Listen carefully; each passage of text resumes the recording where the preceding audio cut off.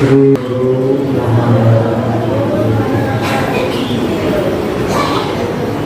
महाराज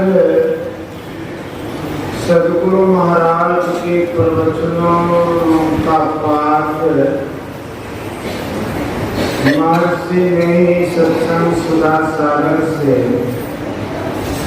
प्रवचन संख्या 145 सावित्री के सतीत्व की महिमा। धर्मानुरागिनी प्यारी जनता, आप देखते हैं कि एक आदमी का शरीर छूट गया, आप उसको कहते हैं कि मर गया, स्वर्गवास हो गया, परलोक चला गया। जो चला गया परलोक को, वह मरा नहीं, मरा शरीर जिसका अग्नि संस्कार लोग करते हैं। शरीर छोड़कर जो परलोक को चला गया, वह जिसका स्वर्गवास हो गया। शरीर और वह दोनों एक नहीं है।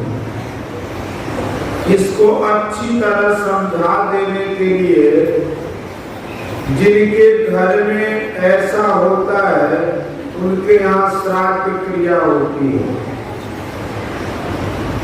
घर घर में यह क्रिया होती है।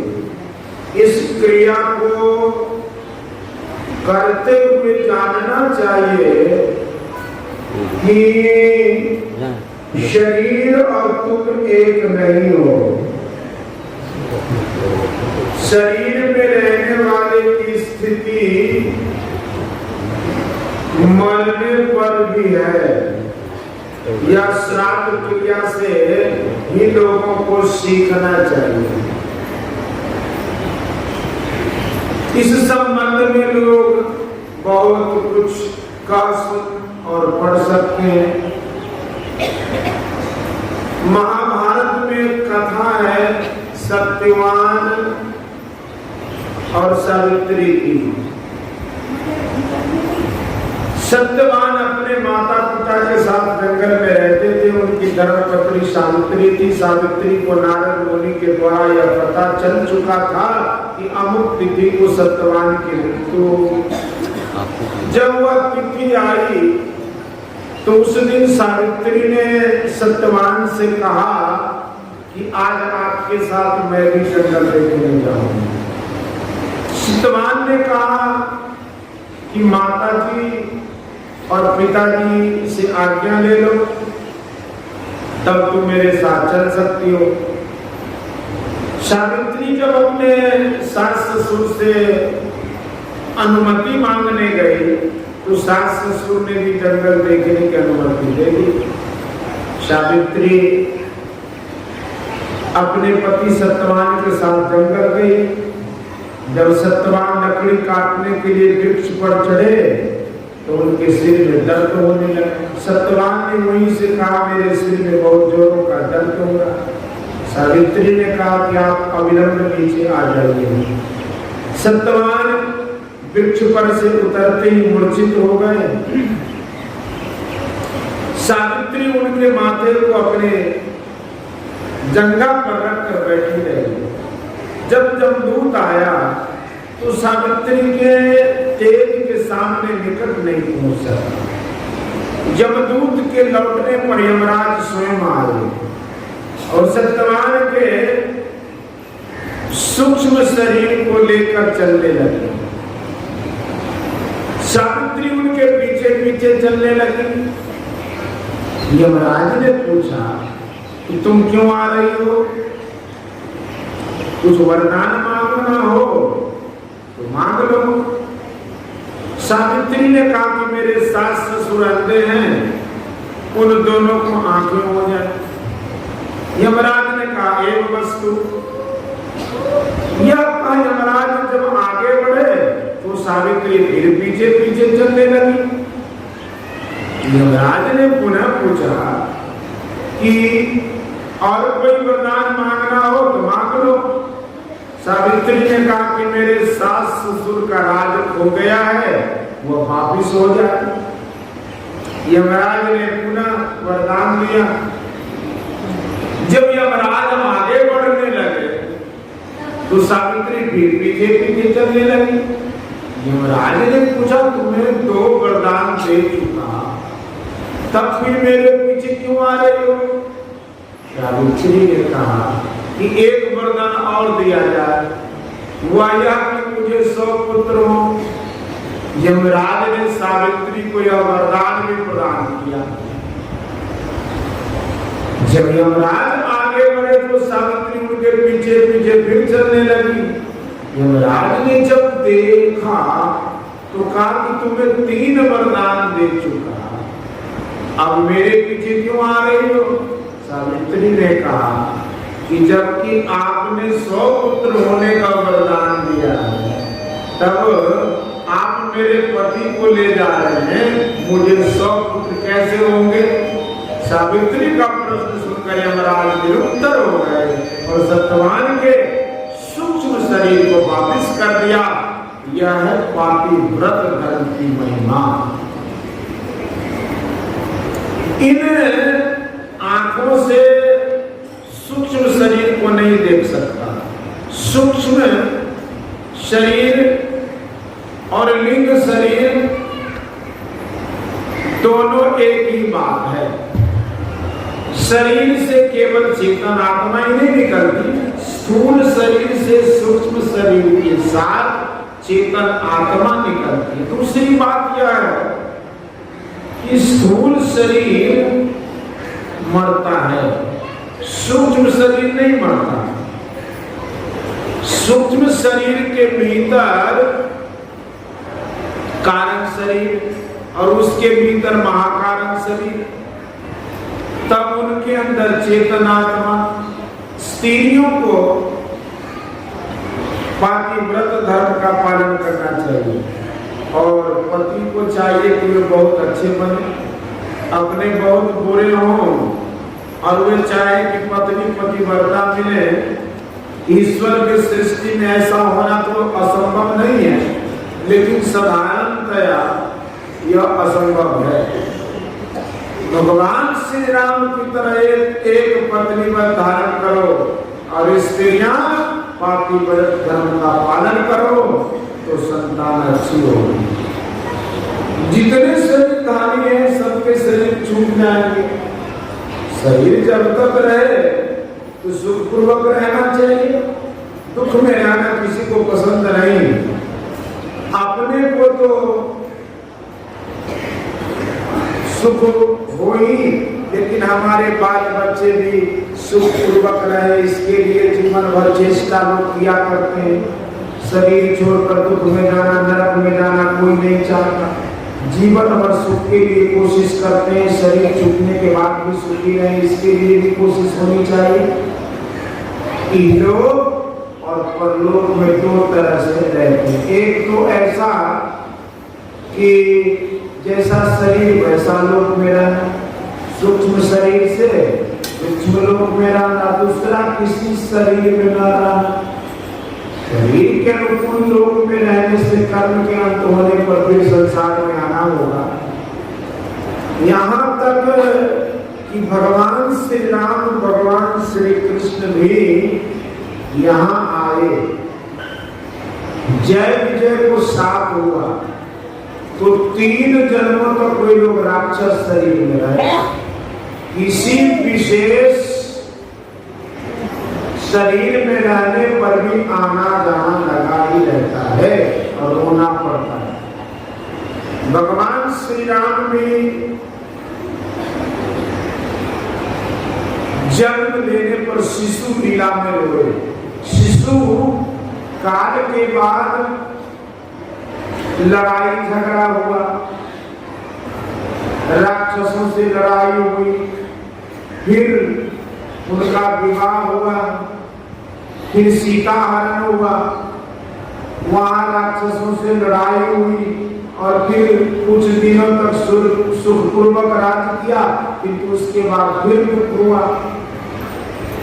सीता जी का वनवास हुआ, भगवान श्री राम ने श्री सीता जी की फिर से परीक्षा लेनी चाहिए, तो वह पाताल प्रवेश कर गई और फिर वे लोग भी संसार से चले गए।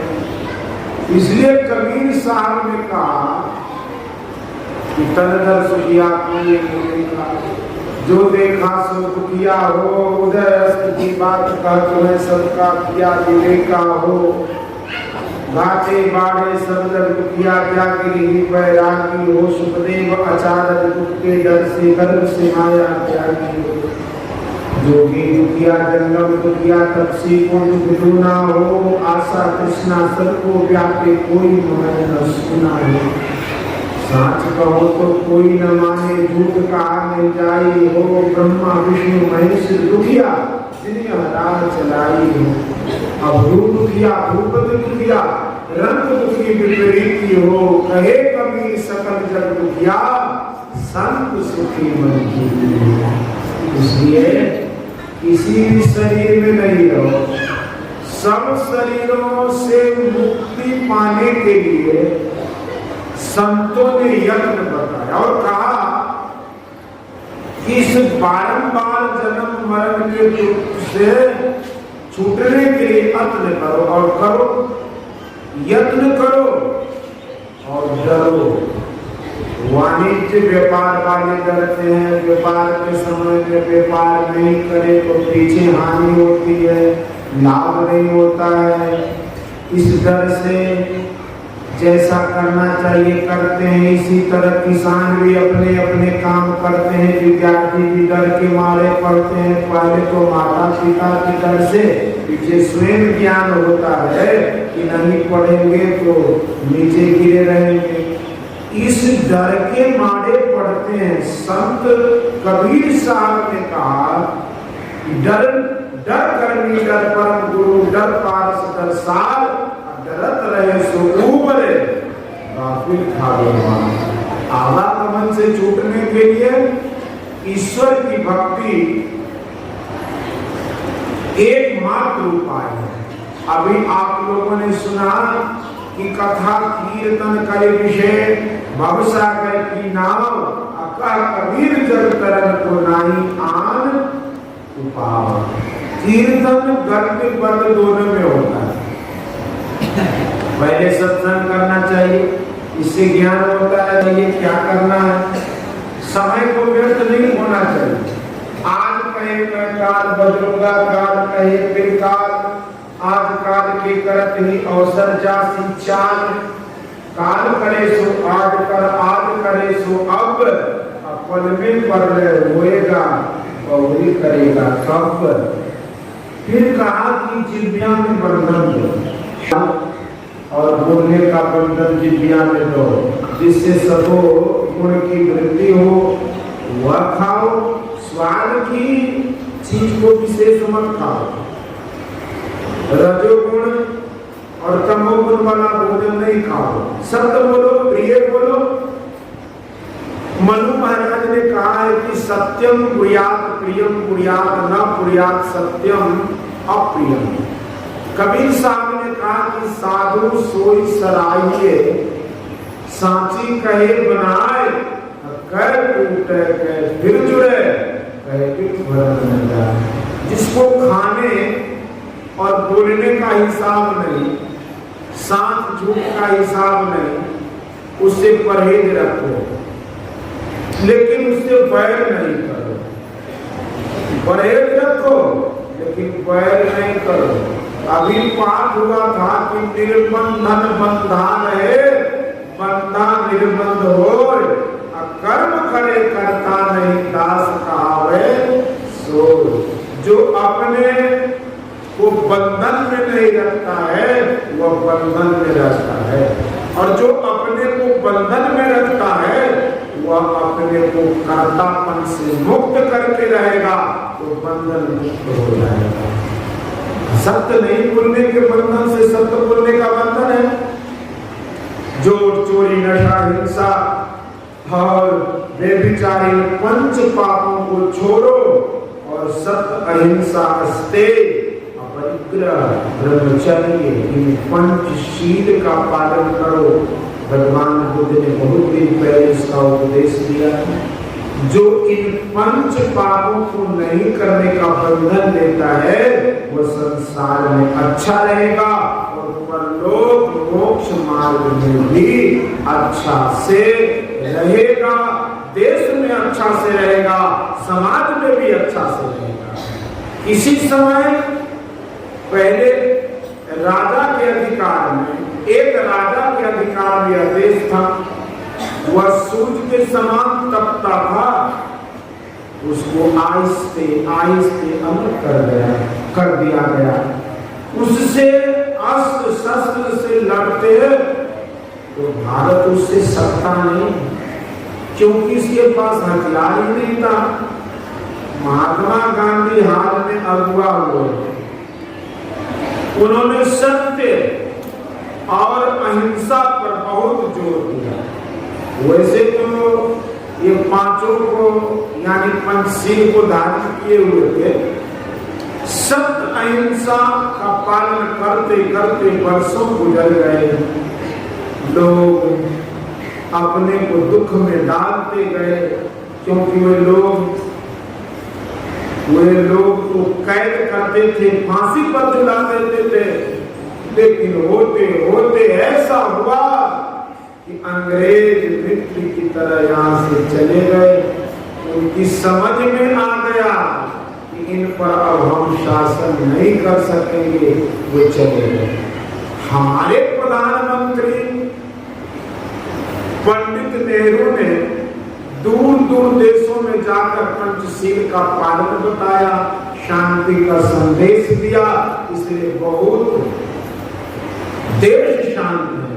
पंच पापों को नहीं करना बहुत बड़ा बल है। नशे से फजूल खर्च होता है, बुद्धि सात्विकी नहीं रहती। चोरी करने से, किसी की चीज चुरा लेने से, आंख छिपा कर लेने से जिसका लेते हो वह तो रोक कर रह जाएगा, लेकिन तुमको बहुत दुख होगा। हिंसा का साथी है मांस मछली खाना।